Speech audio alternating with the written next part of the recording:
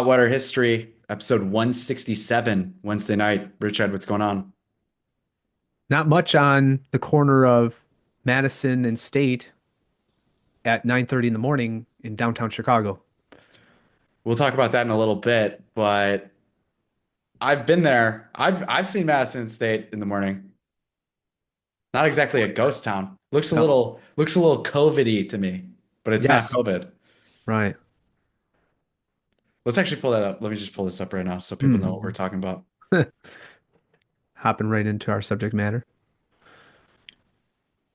No time for pleasantries here on the Hot Water History Podcast. No, Madison and State, especially today's episode, we got a special election edition of Meanwhile in Oak Park. Mm. But here's Madison State, which if you're from not Chicago, pretty busy most of the time. The heart of downtown, it's the shopping center, or it is the traditional shopping center in the Loop, and it is from the post by Chicago Contrarian, an absolute ghost town. This is reminiscent of times that I've spent living in St. Louis, where the downtown of St. Louis is an utter ghost town and it has been emptied of commercial and other activity. And then also the comparison I made in a tweet, as you can see just below the picture for those viewing on video, is Welcome to New Detroit. So it made me ponder and begin to assess what are the economic conditions and the political conditions that have resulted in the loop looking desolate, albeit it does look clean, and I've seen it look a lot worse in terms of cleanliness or garbage being riddled throughout the street on State Street. But how many, how much can we really forecast, or better yet, not forecast, but just look at the current state of Chicago and see parallels with Detroit's decline from the people don't really realize this, Charlie, and it shocks people. I think I've shared this with you before, but Detroit, Michigan in 1965 had the highest per capita GDP of any major metropolitan area in the United States, which means it was among the wealthiest cities in the world. And the wealth wasn't just concentrated in a few hundred or so, or a few thousand or so very wealthy individuals. The There was not a great wealth gap and wealth disparity in Detroit, Michigan at the time. So looking into it further and doing some research in it, we could see that there are some clear parallels, and the decline of Detroit and the possible decline of Chicago are very much I don't want to say compatible, but we see the warning signs very much alive here. Okay. So just some key factors, of course, what contributed to Detroit's decline, and people often cite, whether they be sociologists, economists, historians, is that you had a rapid decline in the automotive industry in Detroit. As such, Chicago's economy can be said to be even today much more diversified.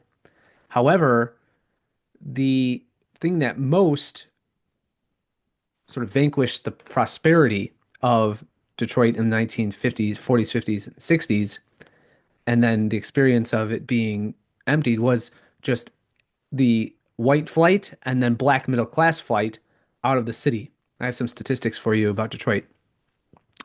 The city's population, that is to say Detroit's, in 1950 was 1.8 million. By 1990, so within 40 years, it was under 1 million. Tax revenues plummeted. The economic conditions were exacerbated by a reliance on property taxes, leaving the city unable to fund services. Crime surged, violent gangs and drug epidemics filled the vacuum of economic activity in the city as both its manufacturing and nascent financial base was destroyed. And government services, whatever was left to be afforded to the residents of Detroit, became the major employer within Detroit. Government became the number one employer in the city of Detroit.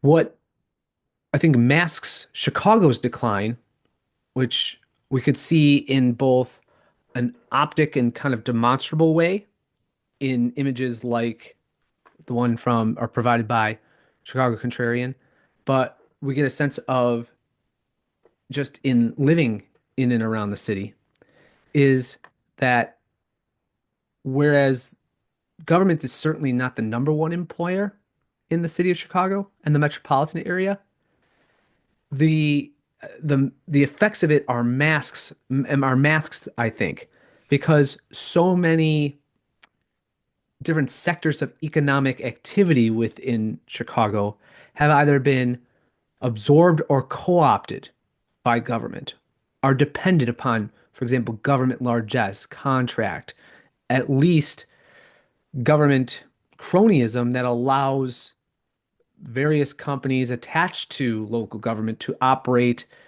in a way that their competitors are not allowed to operate within. And when you consider the crises that are very much on the horizon and are actually the effects of which are being felt already, is the public pensions in various public or private sector, I'm sorry, public sectors are either in the mode of being virtually bankrupt and certainly don't have a prospect for future allotments to their pensioners. A case in point is the Chicago Fire Department's pension. Now, to have a healthy pension, it should be 100% funded, meaning that the pensioners, those who are going to retire, in order to receive their full benefits, they're going to have to draw from the reserves of the pension, even when you consider that, even if you calculate for as many pension funds do in their what we might call prospectuses, 8 or 9% growth of the fund. Now, that's a really good stock here. That's a really good investment Right. here when you get 8 or 9% on an annual basis. But they just simply write that into their projections. But so the Chicago firefighters pension is 22% funded.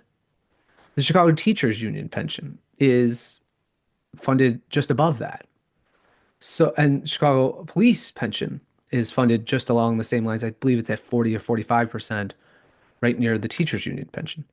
So you have all of these, both state and county and city governmental employee bodies who are going to be, and by and large, are dependent upon the designated benefit plans of these public entities. And they're not going to be able to draw unless, but what's interesting too is within the Illinois Constitution, it is an amendment. It's inscribed in the Constitution that public pensions are guaranteed. Now imagine that. Imagine that no matter what happens, if you were to draw a pension from a company that went bankrupt, correct? There'd be some Chapter 11 negotiation, so you might receive part of a percentage of the pension that was once gained to you or what was once provided to you and granted to you based on the liquidation of that company and its assets, right? But now, by the way, Detroit declared bankruptcy in 2013, I believe, is the year that Detroit officially declared bankruptcy.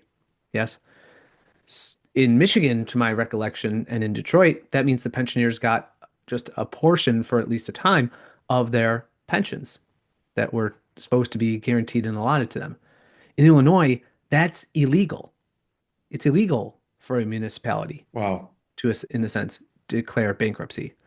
And as such, the tax burden is already, the heavy tax burden is already falling upon Illinois residents and particularly residents of Cook County and the city itself to pay for continued expenses in city services, which are generally poor, and then furthermore to pay for those who have already been allotted or have gained pensions and will be doing so in the future. When does Chicago declare bankruptcy? Well, as I said, I don't know if that can legally happen. I don't know if the city can. per the Illinois Constitution, declare bankruptcy because again, it's prescribed, limited in its ability to do so. Furthermore, what is there to liquidate that would be of value? Police cars, city trucks? I don't know. I suppose you could go the Richard J. Daley route and sell off to a United Arab Emirates company Oh gosh. the parking meters for a, a paltry sum and then give them a 75-year or 95-year contract. I can't remember how long it is. Which, This was re-looping through Twitter. A lot of finance Twitter ah, was looking back at this. making fun of how what a scam and what a absolute boondoggle how the Daily Administration in Chicago was just taken by the fact that they were seeding all of this earnings potential. Of course, it's coercive earnings potential, but for all of those progressives that champion democratic governance, the Daily Administration sold to a big corporation the coercive power to extract taxes from you. By what authority is the local government? I mean, think about two or three steps removed. It's already odious to you and I as ANCAPs that government asserts its power through social contract or what have you to, through larceny, extract legal plunder from us without our volition. But think about the temerity of government to then cede to a private corporation and then back through force that company's right to extract through thievery and usurp and in a parasitical way through essentially extortion. Yes, your productive, the fruits of your productive labor or your savings that were rightly earned. It's just it's such a criminal enterprise. These major Chicago, well, major urban democratic political machines. Just learned about how Chicago sold the rights to all of its parking meter revenue to the UAE for $1.1 billion in 2008. Mm. The city is currently collecting $150 million a year and growing in parking meter fees and then sends it straight to Dubai until 2083. Yes, and any business, whether they be a restaurant, a shop, a firm, could be a law firm, whatever it might be, anyone will tell you that parking fees are prohibitions. They are inhibitors to business activity. Right. So you want people in proximity to your business. That's why people put out signs and try to lure customers in or restaurants to have diners come in. Yes. But if there's a an obstacle to that, no matter how seemingly small, it's still an obstacle that might move the consumer away from a prospective producer. Well, the producer sees that as an inhibiting factor. It inhibits their ability to earn. And that's exactly what parking. So not only do parking meter fees inhibit private industry, well, but they also then, in the case of Chicago, go out and contribute massively because Daley had to somehow come close to, although he didn't really come close to balancing the city's budgets and left with huge deficits by the end of his tenure as mayor. And then that not that non-existent buck has been passed on over and over again through the mayoral administrations and the various city councils. Well, they just keep kicking the can down the road to the point in which, of course, we have Mayor Brendan Johnson now, who once taught third graders in Chicago public schools, but he was able to relate to them not because of his childish impishness, but rather because his intellectual capabilities were probably on their level. But he has proposed and gotten passed 300 million to 180 million dollars, 300 I'm sorry, billion dollars. We're talking about billions. Oh no, it's not billions. It's probably millions, right? I'm losing track now. No, I think it's we're getting into the billions here of of high interest loans that are being taken on by the city. I heard we had a ridiculously low Moody score. That's from one of the things I was doing on the Right. Well, half-ass yes. research before this. Right. The But city's general obligation and revenue bonds are at junk status. yes, Right. that's what I read too. And just a couple funny responses off that tweet about the parking meters. Got to be one of the best investments ever on an ROI basis, fully risk-free, basically. And then he responds, put the term sheet in a museum. Yes, that's right. That and we could call it the Pelosi Museum.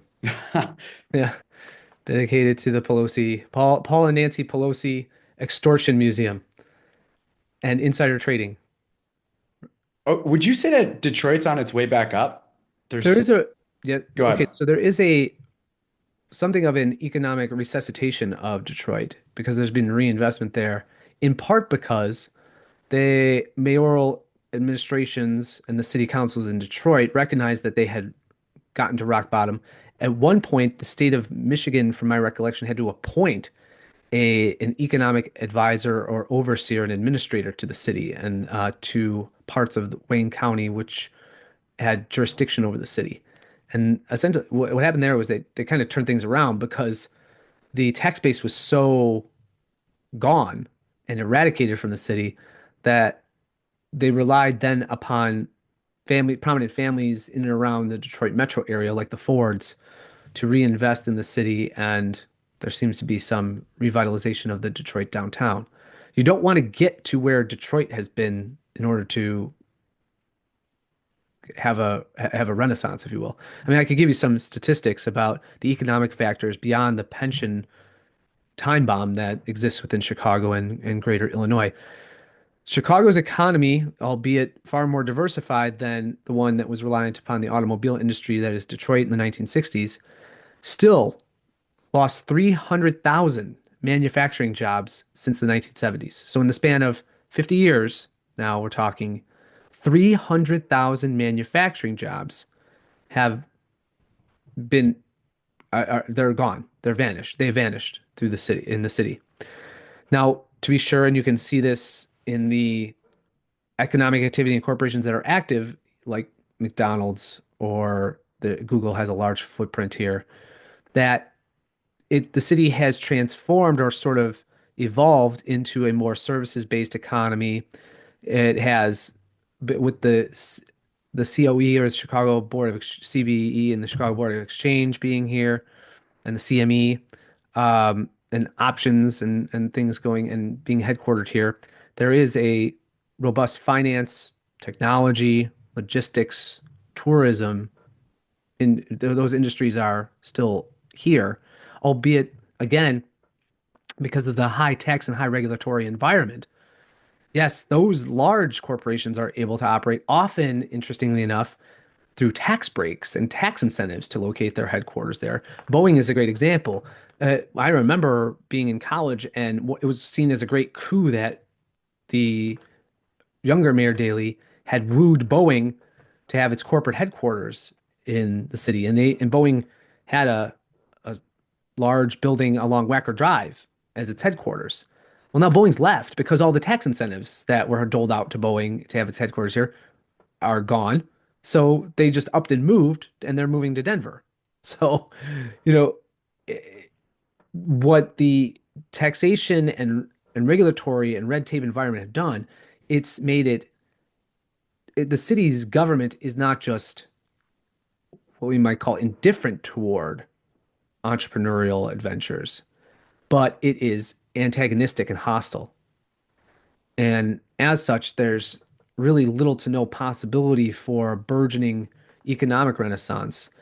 It's thought that Chicago, among the major U.S. metropolitan areas, has both in the most recent years, especially after COVID, its growth is deemed as languid, and it has future prognostications that make it among the worst in terms of growth over the course of the next 10 years.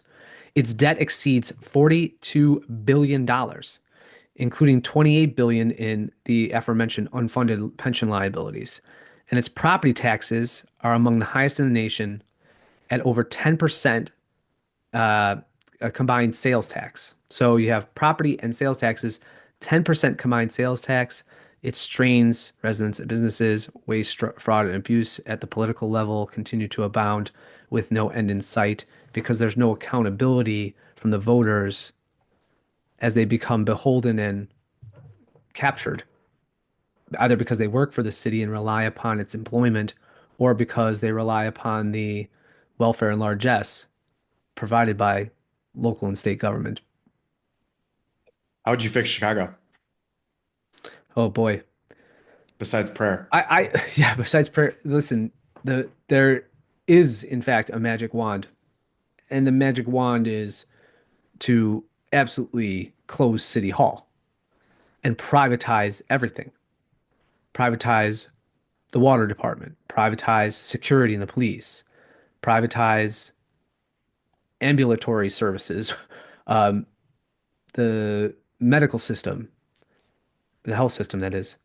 You need, especially with transportation. I mean, we already have reports that the metro, which is the more metropolitan train line that often is the conduit by which suburban workers come into the city to work, and Pace and CTA are running billion-dollar deficits.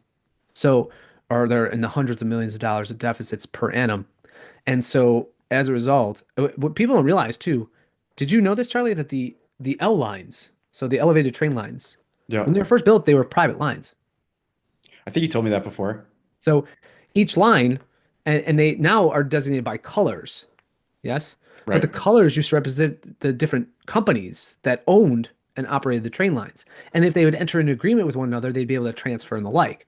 Well, the city took that over in the 19 teens in the progressive era. And it has resulted by this point. And I do remember when I was a college student in the city, both at University of Chicago and Loyola. I mean, I rode the L all the time. And it actually, there was a time in which it was quite clean and pretty safe and reliable. But now and really the decline in the condition really fell off a cliff after COVID, in my estimation. Now we have constant assaults. We have, it's just a dangerous place to be. And to be a single woman and riding the L is just a zero proposition that you just don't do that. Especially in a majority of the different lines and areas of the city, the prospect of my wife or daughters ever riding the L by themselves is just a non-starter. It's not negotiable. Wow. Yeah. Yeah. It's not even, that's just not something you would ever do. This is something I was bringing up to my parents because they were talking about how much people used to play in the streets To be and sure. then uh made fun of my dad a couple times because he used to be able to just walk home for lunch Yeah. and then go back to school. Hmm. Just everything was just normal. How did we get robbed of that? How did when did the robbery take place? Well, here's the thing. I can look back fondly upon earlier decades of my life, whether it was early childhood in the 80s and then what we might otherwise call teenage life or adolescence in the 90s and then late 90s and college life and then early 2000s. And yes, things were safer. There was, and I remember vividly in the late 90s and early 2000s, there was a real attractant to moving. There were suburbanites that were moving back into the city because of what they perceived as, well, first of all, it was economically advantageous because you had a housing boom going on in the city, which made it affordable to move back. And then the amenities that the city provided to be able to walk down to a local tavern and have a real neighborhood feel that had been lost in suburban life since the 1950s and 60s. That was an attractant to just simply hop on a or in a taxi or to ride a couple bus stops and go to the Art Institute was a real attractant. And the city seemed to be cleaning up in that time, albeit not with balanced budgets and not with sound government. Um, there is something to say that a political machine does have the capacity in the very short term to run somewhat efficiently even though there's cronyism that's abounding, it depends on how good the cronies are. So like think about a situation in which, yes, you don't have a truly operative free market, but let's say there's also not a true antagonism toward and hostility toward business owners, as I think there was not that going on within that era from the 90s to the 2010s or early 2010s especially. And so with that, there was a wink and a nod to the business community. So we might have erected rainbow flag monuments on Halsted and Belmont, and we're going to be seen as culturally progressive. But in at the core of Chicago's life, there was a desire for prosperity, yes, and that entrepreneurial spirit and ventures would be welcome here. And there was a vitality still within the city. I I think it's been gone. I don't know if that COVID intensified that decline because all of these it became impossible to operate at this or even to compete with larger businesses that could sustain and their models could sustain a economic shutdown. But if you're a mom and pop restaurant and you have a local clientele and a loyal clientele, or you're a small shoe store or something along those lines, or even not what we would call the big department stores, right? Even if you're kind of like, well, obviously Sears gone. Uh, those places became it, the business climate was so poor that in the aftermath of COVID, even with all of the PPP loans now, well, especially now with the PPP loans going away and the like, their business models, the means by which they were able to clear their margins and actually earn a profit were just absolutely destroyed. Yeah. I kind of want to transition into Iceland Okay, sure. because a bunch of With the, girls went on strike. with the frigid environment that exists in Chicago's business community, we turn to Yeah. Iceland. Yeah. I couldn't think of a good transition from Yeah, Chicago to Iceland. But a bunch of girls went on strike. that's right. I'll pull it But this up. is now, admittedly, this is back in 2023. But I love this video because it shows just the real insanity of the idea that women have the gall to get out in this country of 370,000 people. And the idea was to have the men of Iceland determine when the women were absent just how much they had contributed to the Icelandic economy.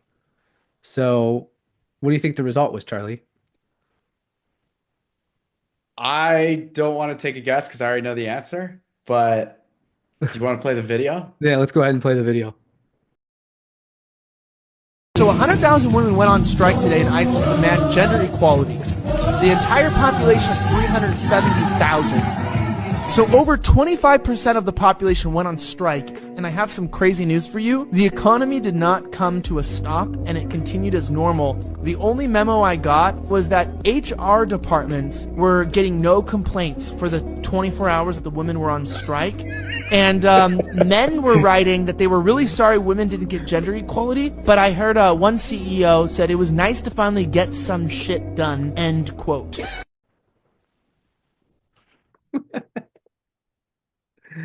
So there it goes. I've got the pictures here of the strike Oh, she for the looks lovely. for the people that are. This thing is packed. Sure.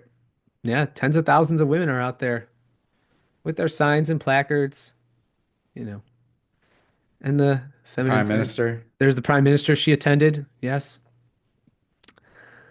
we can do better. Which is funny. That's exactly what the men were saying to each other as the women vacated their offices and workplaces. And it goes, of course, to the greater reality. Oh, and by the way, the first women's strike to, well, rally for ending the gender pay gap and ending gender inequality in the workplace took place in October of 1975. And it was reiterated or taken up again, excuse me, in October 2023. Those are the images you're seeing. No country has achieved full equality, and there remains a gender pay gap in Iceland. All right. Yes, the old gender pay gap, which we know, of course, is just insanity. Well, this is funny.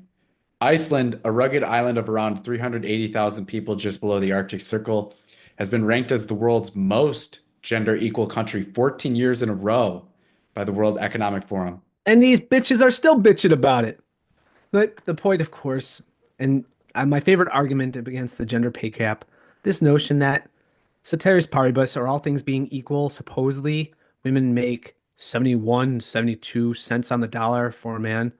Of course, not all things are equal, but let's just go ahead and say that their assertion is correct, that the amount of time that's devoted by each gender or each sex is equal, the type of work performed is equal, all other things being equal, and yet still women are only making it must be because of latent or even apparent sexism.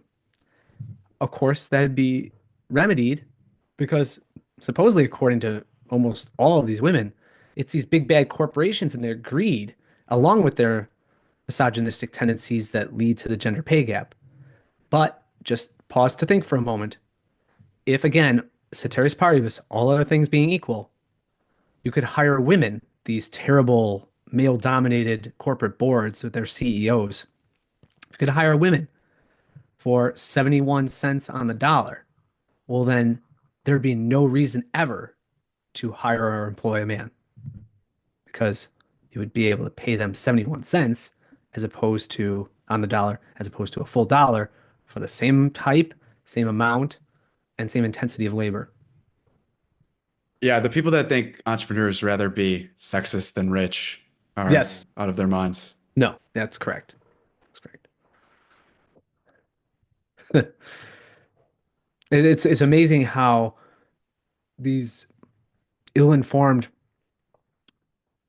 critics of the free market are constantly willing to set any experience that might of reality that they might have aside and say that in weird and totally erratic times, greed as a vice picks up and explodes, but other times it's kept down for no apparent reason. So too with misogyny or racism. Sometimes people are really racist, and other times they're not so racist. It's only because, well, then they could say it's at the times where they're not misogynistic and they're not racist and they're not greedy, thanks to government intervention, of course, limiting all of those terrible vices that women, minorities, and those who are otherwise disadvantaged, not truly disadvantaged, but seemingly disadvantaged in the economic sphere are able to gain a foothold. And that's gospel for them, for the progressive mind. 14 years in a row. That's a long run to still be doing this. Yeah. But I guess you gotta get that 15th somehow. You gotta just keep fighting. No one's That's ever it. gonna be perfectly equal. No, You gotta keep fighting. right. Screw you, John Rawls. The Right. veil of ignorance and all that. Do you want to talk about a town with a woman in power? Sure. And retain power. Let's get to it. Meanwhile in Oak Park. We should go to your gay suburb now. The People segment, Meanwhile in Oak Park, brought to you by Tridentine Brewing. Cheers to Trevor Alcorn and all the Alcorns. God bless you. Skaman wins re-election easily as Oak Park Village president. Skaman won 4 more years. We get 4 more years. Till episode 500. Skaman won 4 more years as the village's top elected official after capturing more than 60% of the vote. Vicky Skaman will remain Oak Park's village president after a decisive victory. Skaman earned re-election as Oak Park's top elected official Tuesday night, winning more than 62% of the vote to best village trustee Robbie Paracott. She won election with a bigger margin than she did in her first bid, in which she beat Kate Reedling with 56% of the vote. Well, what's pretty clear here is that what doomed Robbie Paracott is a penis and testicles. Skaman, who served as an elected official at Village Hall since she was elected village clerk in 2017, took the stage at her victory party at the Carlton Hotel, flanked by her young granddaughters. She said she was humbled by the support she got on election night. Quote, I looked out there and just saw love. I saw gratitude. I just feel like I'm so lucky, Skaman said. It's the people in that room that keep me grounded, that keep me learning, that keep me listening, that challenge me. They trust me even though we don't know what's coming next. Skaman said that keeping Just the blather. You can just say they never say anything. Okay. Skaman said that keeping the village on track for its sustainability and affordability goals, good luck, and protecting its efforts to champion values of diversity, equity, and inclusion are among her top priorities for the next 4 years. They can champion them all they want. And the idea that you're going to get that type of diversity while in reality exacerbating and worsening affordability is just the height of arrogance. Go ahead. Quote, Oak Park has shown the region and the nation what a truly progressive community looks like. You that now at least she said something true. She That's said that in she's her right victory there. speech. She's right. We've shown that we embrace our differences to build a stronger, more united village as more attacks on our values come forward from the national level. We must remain a strong front. I am most uniquely prepared to lead against these attacks. I mean, you'd think it's like You you think think brown shirts are marching outside in rear full? seriously, you think martial law's out there. There's Robbie. In defeat. Parcott, an international business executive turned nonprofit leader who won election to the village board in 2021, had challenged Skaman's record on affordability, particularly as it related to the village's plan to renovate Village Hall and construct a new police station. As chronicled here on Hot Water History. He said he was proud of the work that he and his campaign volunteers did and the trust they put into his vision. Quote, I've run against an incumbent without many of the endorsements, but these people have been my endorsements, and my campaign couldn't have been what it is without them, he said. Bunch of losers. While the majority of voters stood behind Skaman's record, she said she will step forward from the campaign more intent than ever to weigh the perspectives of the entire community. Ugh. Quote, I'm listening and I want to be able to respond to our community and reflect on what more I can do to share information when making these decisions. She said, the best part about campaigning is that you get to talk to as many residents as you do. I've been thinking a lot about how we keep that up. I'm also thinking a great deal about how we come back together as one community. Again, listening is key, valuing somebody's differing opinion without judgment, but with respect and looking for what it is you can learn. Okay, so that was nothing. That's a bunch of nothing. You'll like this one. Betty White forever stamp unveiled in Oak Park. Well, Leg- that doesn't make sense. Forever, she's dead. Legendary actress honored with USPS stamp and Oak Park ceremony. Oh, jeez. Okay. This is the event Oh, I at know. the And there was going to be a Golden Girls pun in the first sentence, and there it is. It was a quote, golden morning at the Oak Park Post Office last Friday as USPS officials unveiled a new stamp paying tribute to the late Betty White.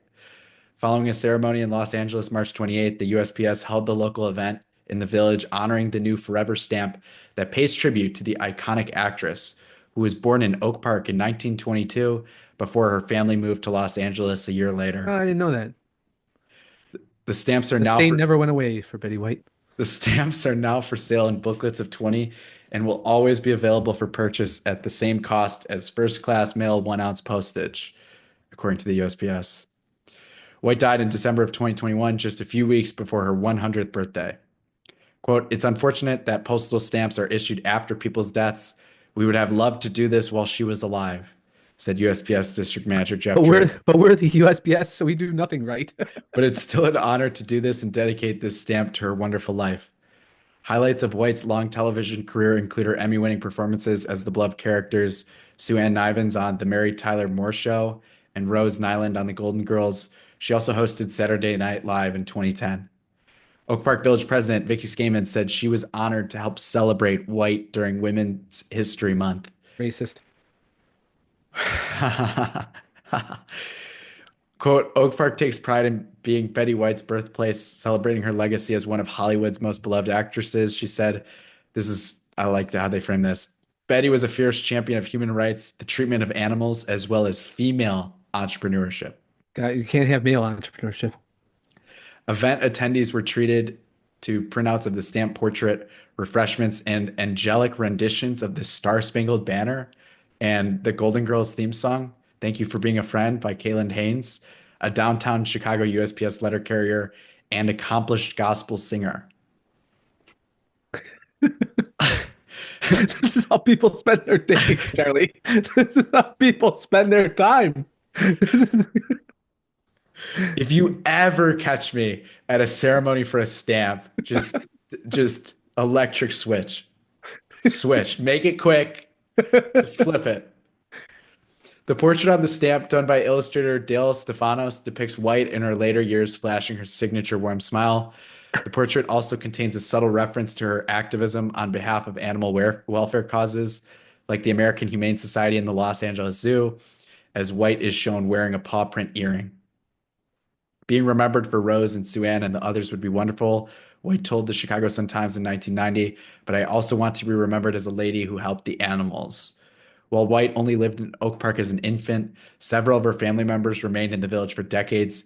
White fondly recalled visiting the quote, old house on Taylor Avenue, where several generations of her extended family lived together as a child, in a letter she penned in response to an inquiry by local historians in 1989, according to Frank Lipo of the Oak Park River Forest Museum.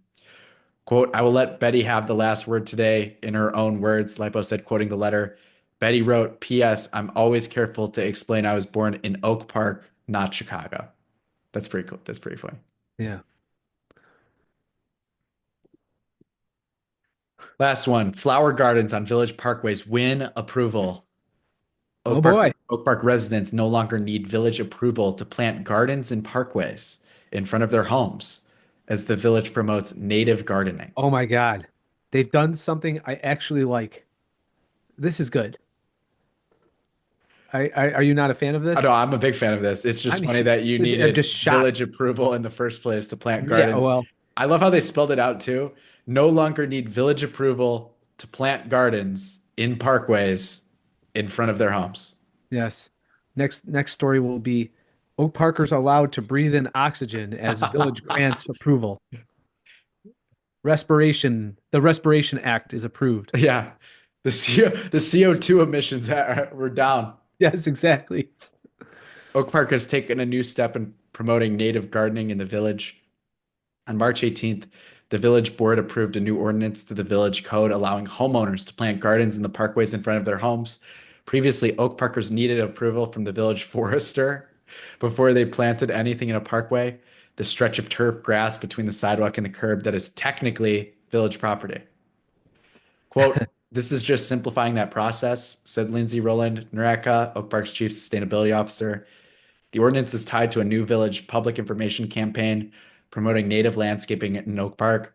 Roland Nareka said, one of the key objectives in the village's climate-ready Oak Park plan is to convert 30% of Oak Park's land into green infrastructure, which are projects that use natural elements to build climate resiliency. Oh my God. Do they really think that having gardens in the parkway is going to cause or bring about climate resiliency? Native landscaping Native landscaping builds biodiversity by supporting pollinators and other forms of native wildlife and can help improve soil health and water retention, according to the village's sustainability office. Plants intended for parkway gardens do need to follow a few safety restrictions. They cannot obstruct fire hydrants or the roadway and cannot grow over 36 inches so as not to interfere with sightlines from the road, Roland Naraka said. Quote, people driving need to be able to see anyone that's on the sidewalk, she said. The public information campaign associated with the new ordinance has taken shape in the form of a collaboration with West Cook Wild Ones, a local nonprofit dedicated to promoting native gardening techniques in Chicago's western suburbs. In collaboration with the village and the Oak Park Public Library, West Cook Wild Ones hosted an information session on native gardening for Oak Park residents earlier this month, which brought in more than 200 virtual and in-person attendees. Oak Parkers will also be able to take advantage of a discount at West Cook Wild One's native plant sale this spring, as village residents can take $20 off any order of plants more than $20. The discount is funded by the village and applies to any purchase from the plant sale, although the nonprofit is encouraging Oak Parkers to buy plant kits specially designed to support the monarch butterfly or observe rainwater. Plants will be available for purchase through the sale until May 11th via West Cook Wild Ones website. Oak Parkers can access their discount using the code OP Plants. I will say this, and I've said it before, Oak Park is a beautiful town. Yeah. And as much as that pains me to say, as much as all of the ridiculous policy hasn't degraded much of the town's Well, overall, the roads are dilapidated and notoriously bad. I'm not counting that. I'm not But counting that. otherwise, so The outside of the landscape, the physical beauty of Oak Park right. is hard to beat. Yes, when it was built up as a independent community, right? Outside of the constant oversight and purview of government. That's what made it beautiful. Right. And there's no such thing as small government. And So, the people that built it early on had eclectic and sound and beautiful sensibilities. So that's why the architecture is so great. yeah. So Well, that's the segment. that's it. Meanwhile in Oak Park. What would have happened if I'd gone for it and just said, no, I'm gay? Uh President Skaman, 4 more years, Charlie. We got 4 more years of material. 4 more years. 4 more years. Remember when Biden first won and the the liberal platforms had like nothing to talk about for a year and a half until they had to come up with something new? Yeah. They just That would, said the ratings were down as soon as he won because right. they couldn't have a Trump story. Yeah, no Trump story. Just not having that main character anymore. Yeah, that's why they had to do It the was so racial devastating spiral. I for think them. that was the major So thing. maybe it's the opposite effect for us where we kind of need Vicky a little bit. Yeah, It's good for the ratings. yeah. Well, she says such profound stuff too. I know it really moves me. It really Mhm. gets me fired up. Last episode we focused on the life and accomplishments of H.L. Mencken as a public intellectual. Well, now we got another heavyweight for 4 more years in Vicky Skaman, Oak Park. It's been a while since we've heard from Percy J too. I've Oh, noticed well, it's been like 3 weeks. I don't know. We're due. We're so due for a Percy Yeah, J. yeah, Percy J setting. exactly. It's like waiting for Rafael Devers to really get off the schneid in Boston as he's hitting over. His inning Yeah, is he's been awful. rough. So he's gonna break out, and then sure enough, right at time, right on that schedule, we'll have Percy J. yeah, a flood of Percy J stories. And don't forget Faith. Yeah.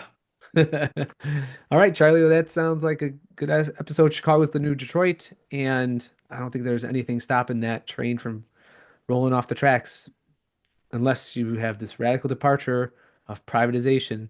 Imagine, I always made the argument with people that, and I still think it holds true, given the resources and what the city has, if you were to unleash the entrepreneurial spirit and allow for that to take place and privatization to take place, the city streets would be paved in gold. Oh, I think with the internet, just we haven't Yes. really had we really haven't had a post internet entrepreneurial age yet.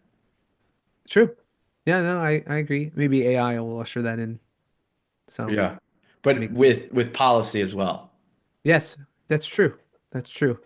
I mean, imagine the potentials of the use of blockchain, or imagine if the city pulled in El Salvador and said, we're going to actually have a Bitcoin reserve or a gold reserve. It'd be incredible. Yeah. But that is pipe dream to the max. Yeah. Yeah. Pray for Chicago, everyone. Yeah, it requires way too much imagination, which is dead here. Pray for Chicago, everyone. Amen. You got anything else? That's it. We'll see you next week. Thanks. All right, everyone. God bless. Peace.